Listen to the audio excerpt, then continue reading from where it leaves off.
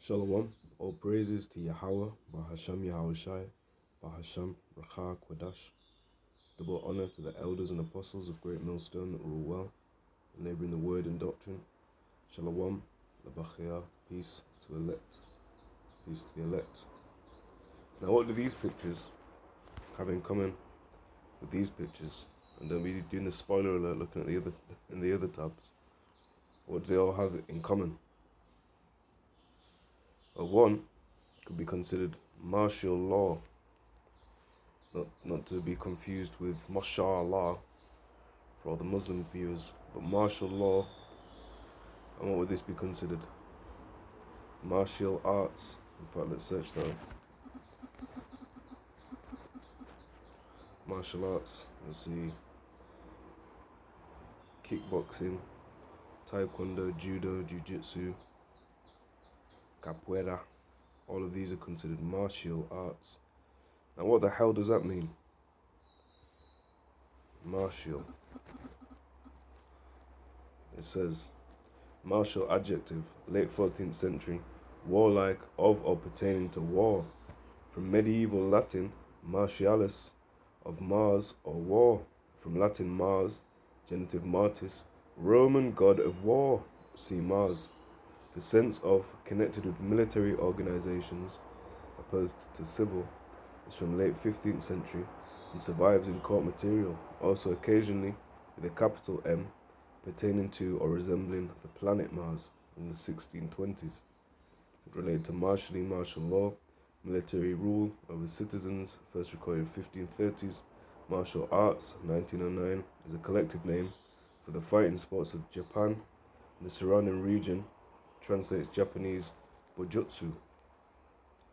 There you have it. Then we'll look at Mars. It says Mars here. It says C 1300 as the name of the bright reddish orange planet in the heavens, late 14th century. As the name of the Roman god of war, from Latin Mars, stem Mawat. The Roman god of war identified with Greek Aries.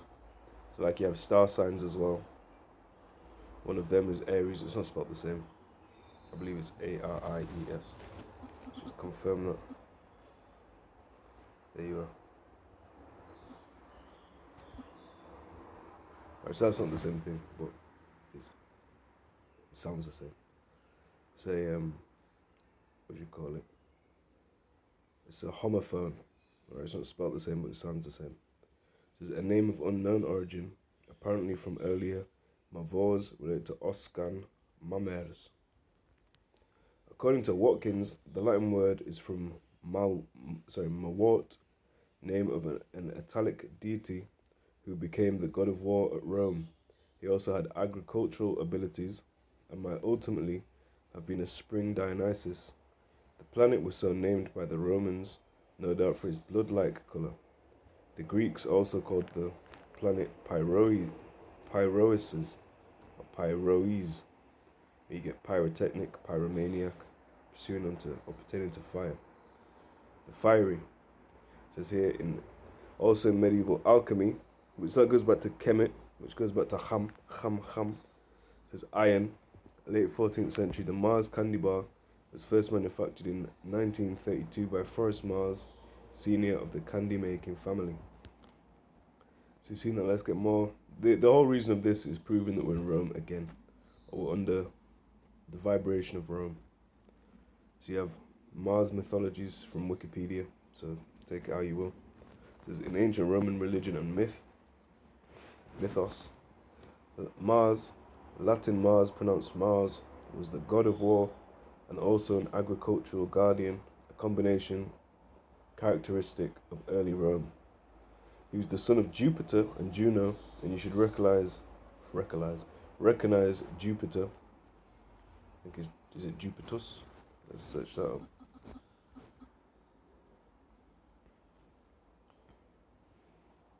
No, Lupiter. I believe that's where you get the term.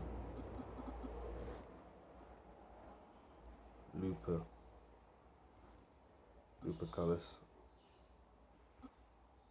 Wait, fact check that. Right, let's look that up real quick. Just on the sacrifice on the Lupercalia Wikipedia.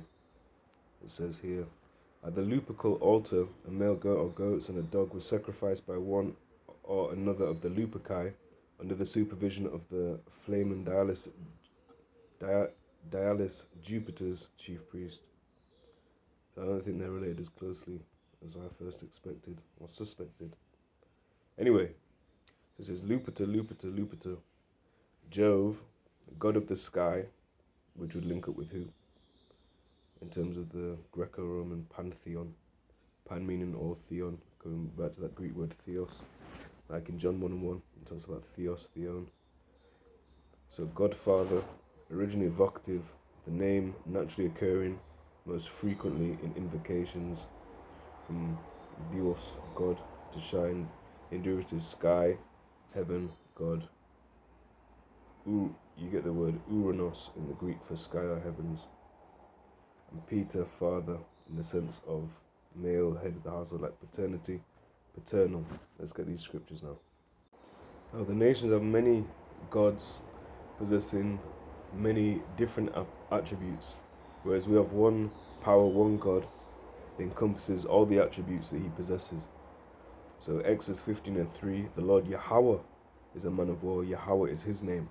So you have the nations that will try and compartmentalize different parts of creation and claim, well, this is this God, this is this God.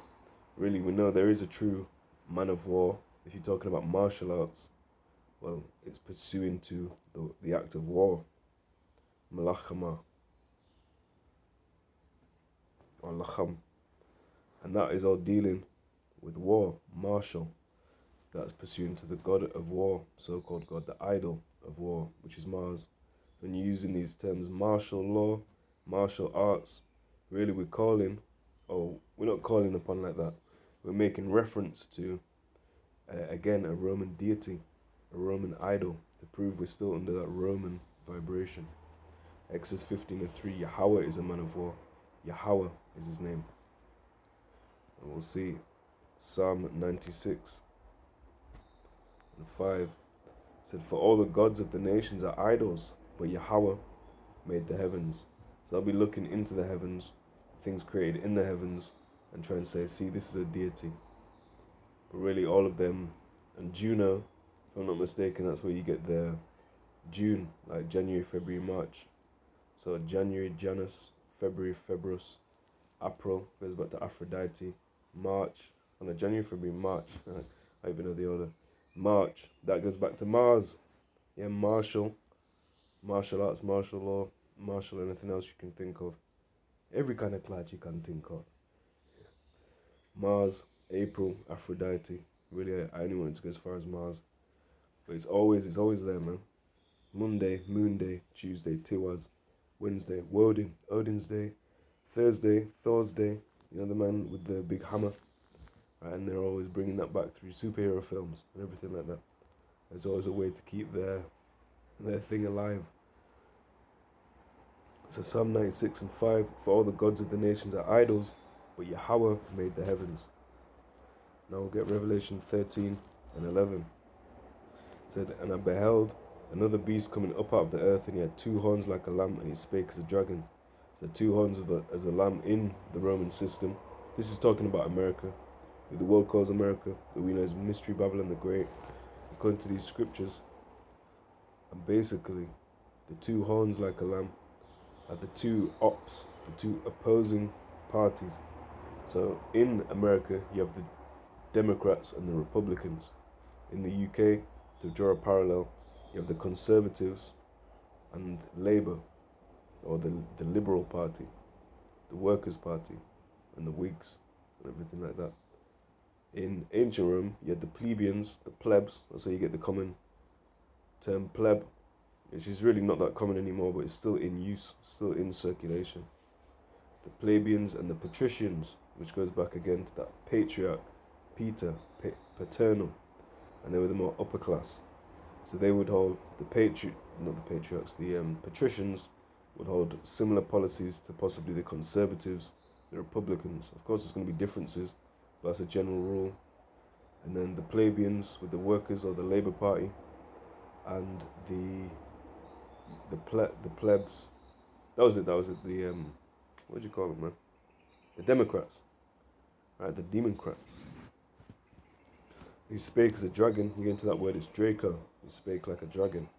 And it says here, verse 12, and he exercises all the power of the first beast before him, and causeth the earth and them which dwell therein to worship the first beast, whose deadly wound was healed.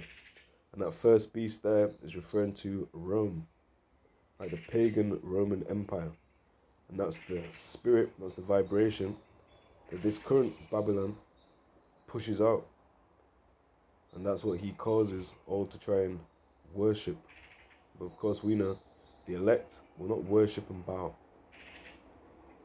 It says 13, Revelation 13 and 13, and he doeth great wonders, so that he maketh fire come down from heaven on the earth in the sight of men. He's got great military might. He's got that martial art. He's really got a blessing of the martialis. Firstly, he was given idols to worship, but he's also given that sword to carry out the same likeness and that martial spirit upon the earth.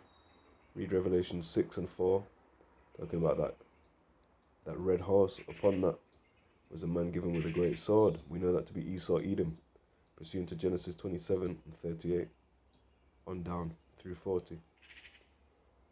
It says, Revelation 13 and 14, and deceiveth them that dwell on the earth by the means of those miracles which he had power to do in the sight of the beast, saying to them that dwell on the earth that they should make an image to the beast, which had the wound by a sword and did live. And the word for image there is icon. That's where you get icon. When you go into your computer, you have little desktop icons. When you go into the app store, they have little icons for each app. That's a Greek word, icon. It means a likeness, a similitude, a figure of something else. So an icon, if you imagine will.i.am, he's got his little logo, and that's an icon. That's a similitude to what he looks like. So he sort of goes hair in. I don't know if he uses it anymore. That's just the first thing that popped into my head. You've got little icons everywhere. The icon, the image, is not talking about Caesar Borgia. It's talking about the philosophy, doctrine, and ultimately the system that will be set up in place. And that's what we see even going into this martial law, martial arts. These are very surface level things we can look at, but it still emphasizes that main overarching point that we are still under that spirit and vibration of Rome while in this system, not being of this system, in the world, not being of this world. It said, and he had power, Revelation 13:15, and he had power to give life unto the image of the beast, that the image of the beast should both speak and cause that as many as would not worship the image of the beast should be killed. So if you're not getting down with it, you're going to get put down. Verse 16, and he causeth all, who's the he? Babylon, so-called America, Northern America. And he causeth all, both small and great, rich and poor, free and bond, to receive a charagma, a mark in their right hand or in their foreheads, and that no man might buy or sell, save he that had the mark, or the name of the beast, or the number of his name. So if you have his mark, his charagma, that's talking about something engraved and engraven. Right, so it's an idol. It's graved out itself, and then when it goes into you, it will engrave into you. An incision will be made, and it will be put under your skin. And of course, it's talking about the RFID chip, the NFC, near-field communication, a similar technology there. But it's talking about that chip that's going to get put into you. And it doesn't mean if you take it in your shoulder, you're good. If you take it in your left hand, you're good. Don't take it. That no man might buy or sell, save he that had the mark or the name of the beast. And it says that we were surnamed by the Lord. That he put the name of Israel on us. When you were a man in the ancient world, you had a daughter, your name would be on her. And then when she was given away in marriage, the name of the husband would be put upon her. So it was dealing with building a man's house. And a lot of, children were property of the parents, ultimately the father. And that's how the economy, the economia, the nomos, of the ico, of the, ultimately the law of the house is what it means, economy. Or the name of the beast, or the number of his name. The number of the name is the spirit and vibration he acts in, which is 603 square and 6. Xi, I can't pronounce it, but something stigma. And all of them, when you look into them, Some of them link up with, or one of them links up with a Hebrew word they'll call samek, which is known as sa. It really means a flag or a tent pole to stick in. And all of them go back. X marks that spot. X charagmas that spot. They'll go back to being stuck in and being etched and really having Esau Edom's all put upon you. So it starts with his system, with his icon, for example, Marshall. And how does it end? In that chip. And that's when he's going to fill his belly. But power shall cast his fury upon him. So get 18. Here is wisdom. Let him that hath understanding count the number of the beast, for it is the number of a man. And his number is 666. And that's that beast man. That's made reference to in the Planet of the Apes. One of the original ones. Going back to the late 60s, early 70s, when all the space travel. So you have a big theme in that. Allegedly they landed on the moon. And then they go to Mars as well. Marshall. So I pray that was edifying. On to the next one, Lord willing. All praises to Yahawah, bahasham, Yahawashi, bahasham, racha, kodash. Shalom.